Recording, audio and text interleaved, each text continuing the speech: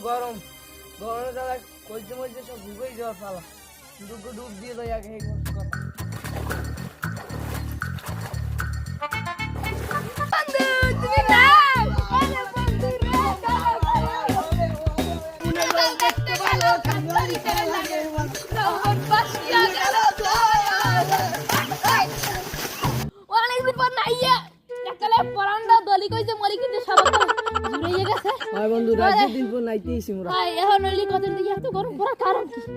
গরম পড়ার কারণে সবাই গাছপালা সব কাটিয়ে লাই